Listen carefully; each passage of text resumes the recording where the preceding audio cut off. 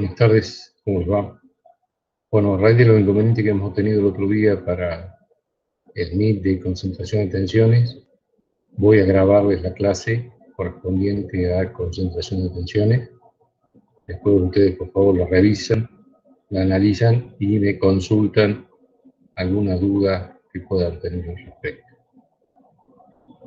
Bueno, el tema que nos convoca hoy es concentración de tensiones. Ya habíamos visto en oportunidad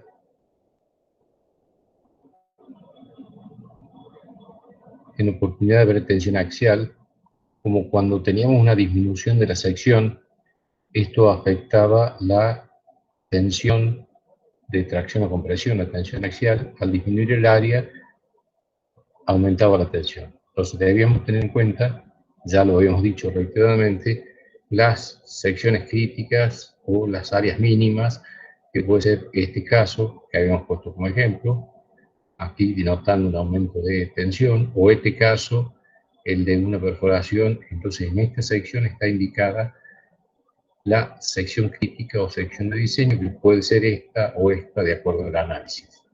Ahora vamos a completar este concepto con el concepto de concentración de tensiones, porque ya vemos que este concepto no es suficiente, porque en estos puntos donde hay cambios bruscos de secciones o perforaciones o huecos, se produce un fenómeno que se llama concentración de tensiones, que origina tensiones de un grado mucho mayor al especificado por esa expresión matemática. Acá tenemos una representación gráfica de un material homogéneo e isótropo que cumple la ley de Hooke, donde estas líneas representan la ley de distribución de tensiones uniforme y pareja para toda la pieza. En este caso, ya habíamos visto, se cumple perfectamente esta expresión matemática.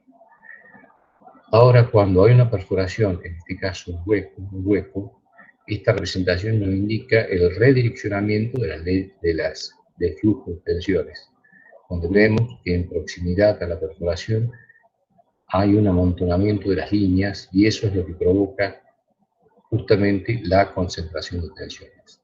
En este gráfico está representado a este nivel la ley de distribución de tensiones, que en lejanía de la perforación, la ley de distribución de tensiones sigue siendo uniforme, tal cual la expresara la expresión de tensión axial, pero en proximidades de la perforación, en este caso, hay aumento brusco de la tensión. Este valor es significativamente mayor al valor promedio. Tengamos en cuenta que aquí nunca podemos representar tensiones por cuanto no tenemos material. Esto es un hueco. Esta es lo que llamamos la concentración de tensiones, lo que provoca tensiones mucho mayores a las especificadas en esta expresión matemática, que en este caso no se puede aplicar en coincidencia con las perforaciones. Aquí hay otra forma de representar lo mismo. Esto puede ser de tracción o compresión, es indistinto. Acá estamos viendo una perforación, en este caso en forma de elipse, podría tener cualquier forma, y el fenómeno de concentración de tensiones que se produce en coincidencia con la perforación. Entonces, cuidado a tener en cuenta, no es factible aplicar esta expresión matemática cuando tengo concentración de tensiones, sino que tengo que buscar este valor máximo de concentración de tensiones, que es un valor significativamente superior al anterior. Este es otro ejemplo de concentración de tensiones. Por ejemplo, cuando tengo una disminución de sección con un ángulo recto, aquí está representado el flujo de tensiones. Por las líneas estas, vemos que las líneas de tensiones se van agolpando y concentrando en coincidencia con este ángulo vivo. Si el empalme se hubiera realizado en lugar de un ángulo vivo con un ángulo redondeado, la concentración de tensiones se seguiría produciendo, pero con valores mucho más acordes. Aquí vemos cómo se van acomodando las líneas de distribución de tensión, no es de manera tan abrupta como en este caso. Entonces, este es una forma ingenieril de reducir el factor de concentración de tensiones, en lugar de hacer un empalme con ángulo recto, por ejemplo, hacerlo por un ángulo. Bueno, aquí tenemos otra forma de visualizar el tema a través de fenómenos de fotoelasticidad. Entonces vemos aquí una placa sometida a tracción o compresión, aquí la perforación, y aquí con un cambio de colores vemos el fenómeno de concentración de tensiones.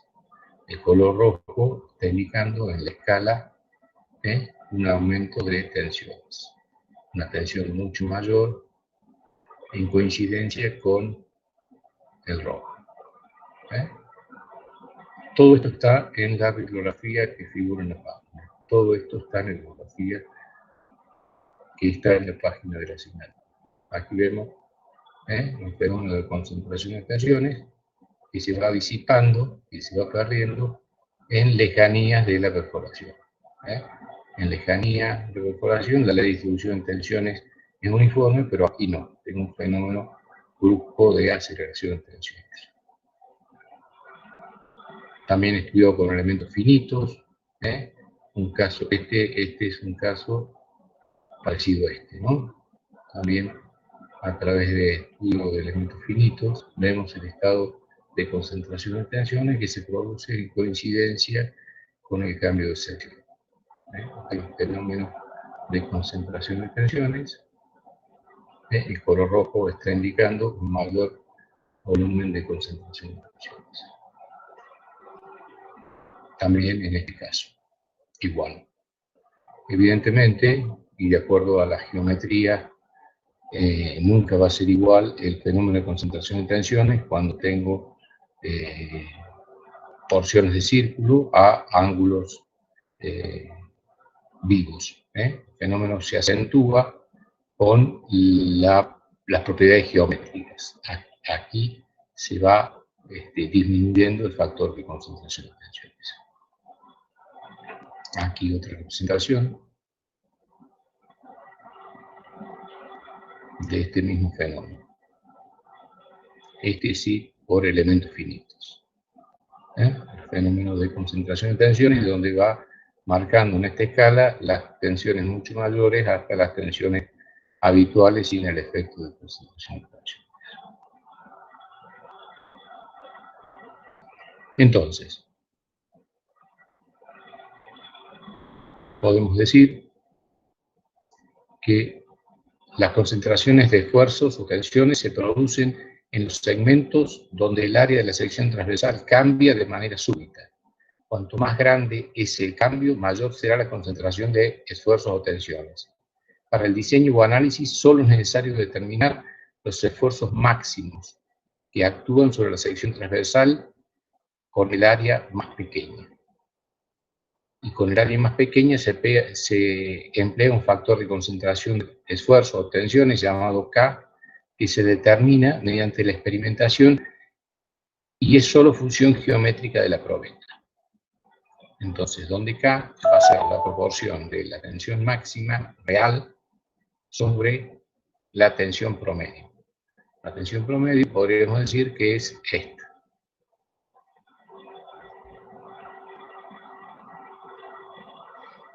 Esta es la promedio. Y la máxima, la que va a determinar el valor es este.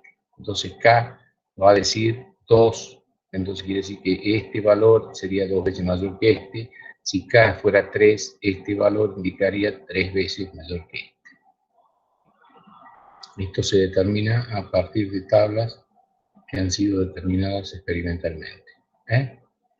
Entonces, factor de concentración de tensiones. Estas tablas son, por ejemplo, para el caso de tensión axial, estas tablas. En lugar el coeficiente geométrico hasta llegar al factor.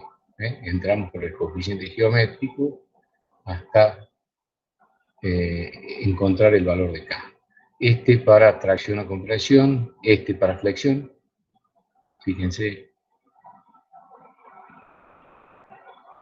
en este caso, esto mismo sucede para flexión. Estas tablas Están en la página.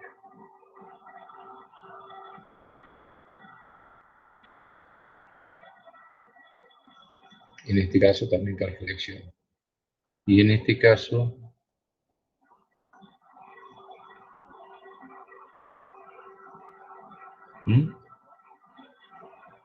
para tracción y la geometría. Entonces entramos con la geometría, en este caso una perforación, en este caso un cambio de sección con empalme, y con el factor geométrico hasta encontrar el coeficiente de K, en cada uno de los casos que corresponden.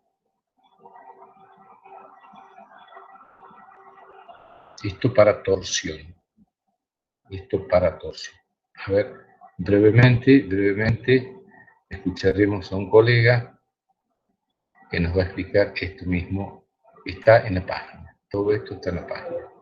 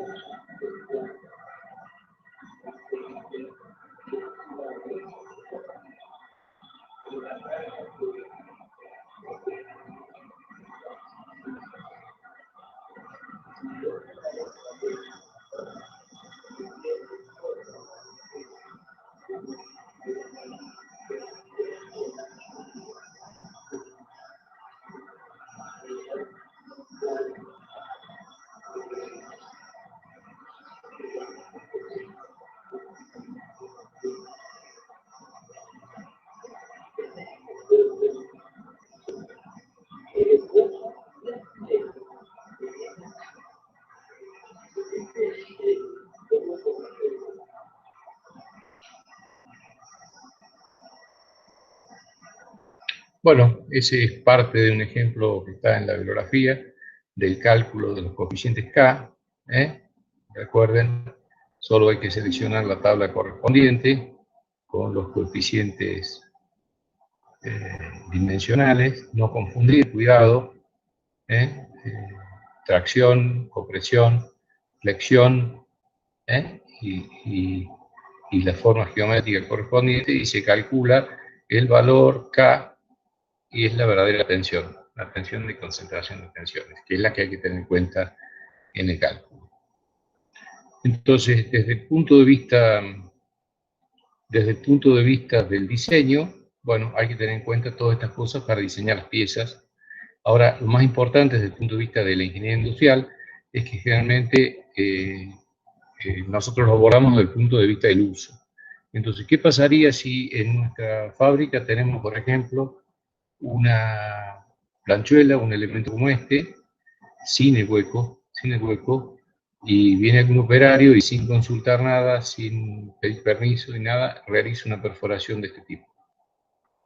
Eso sería gravísimo porque provoca un fenómeno de concentración de tensiones, aumenta la tensión en 2, 3, 4 veces, y evidentemente esa parte de la estructura colapsa y toda la parte que esté interrelacionada y conectada con ella. Entonces, desde el punto de vista práctico de la ingeniería industrial, es absolutamente recomendable tener prohibido realizar modificaciones en las estructuras, sin el correspondiente permiso y autorización. Previamente hay que revisar y calcular para ver si el cambio de sección, la perforación, en la rebaja, los huecos que se puedan en perforaciones hacer, no ponen en riesgo la estructura por este fenómeno de concentración de tensiones. En principio, la recomendación que hacemos siempre es tener prohibido a los operadores que realicen cualquier perforación, incluso los soldadores que son muy afines a realizar algunos cortes o muescas porque necesitan pasar algún tipo de cañería o algún tipo de empalmes, una pequeña modificación que no ha sido verificada puede producir todo el colapso de la estructura debido al fenómeno de concentración de tensiones. Bueno, algunas recomendaciones desde el punto de vista de la aplicación. Obviamente siempre es preferible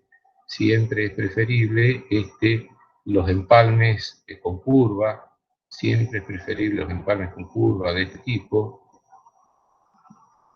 tipo y no de este tipo. Si nos fijamos en la perfilería comercial, los perfiles T, WT, U, L, siempre están redondeados.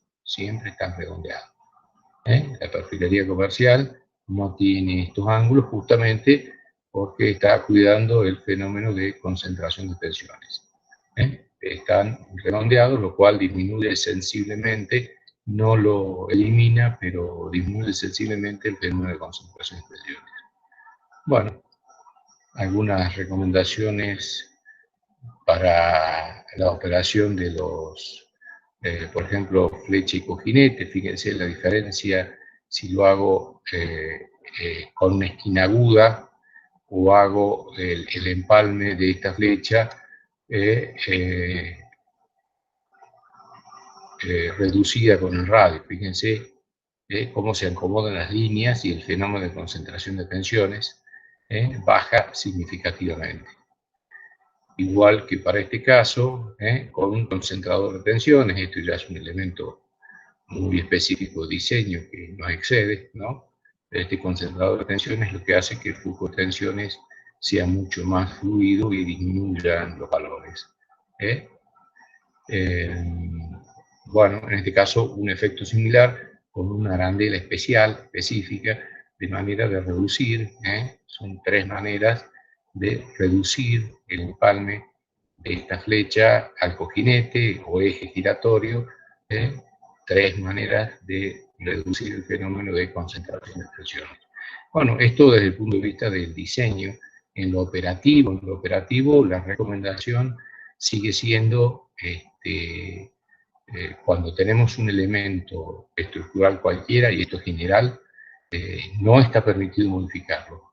Cuando Cuando tenemos un elemento que ha sido diseñado, no está permitido modificarlo porque una modificación generalmente va a provocar un efecto negativo. Muy difícil que la modificación produzca un efecto positivo. Casi siempre son efectos negativos, que en el caso de la concentración de tensiones se agrava muchísimo.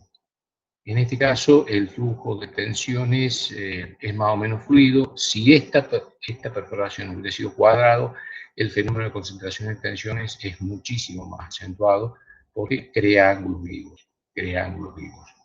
Por ejemplo, si tuviéramos que realizar tres perforaciones acá, prácticamente si pusiéramos una aquí y otra aquí,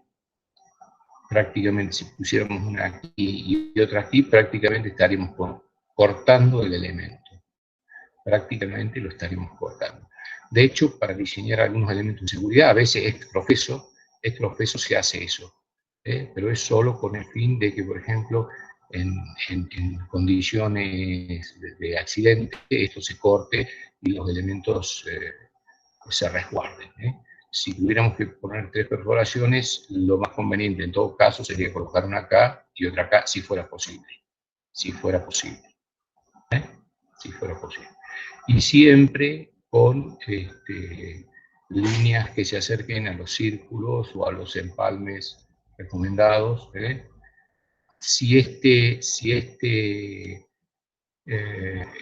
elipse la siguiéramos achatando, prácticamente se transformaría en una fisura. Supongamos que la elipse le acortamos el eje vertical y se transformaría en una fisura.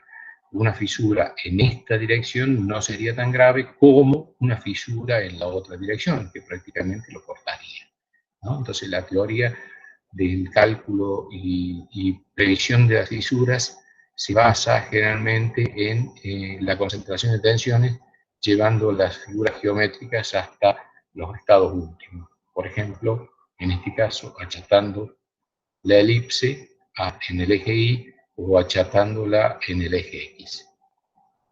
Todas esas precauciones debemos tener en cuenta para evitar este fenómeno de concentración de tensiones, que es un fenómeno muy complejo y muy peligroso.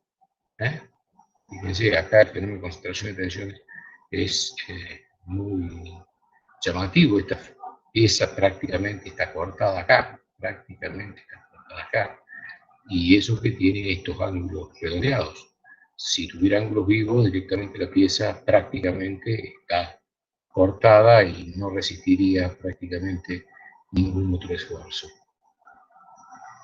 Bueno, en la página están todos los elementos. Además de este video, otros dos videos más.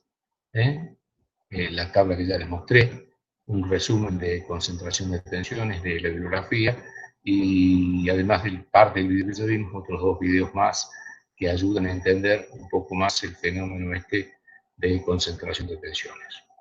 Bueno, espero que estos elementos les sirvan. Les pediría que revisen todos estos elementos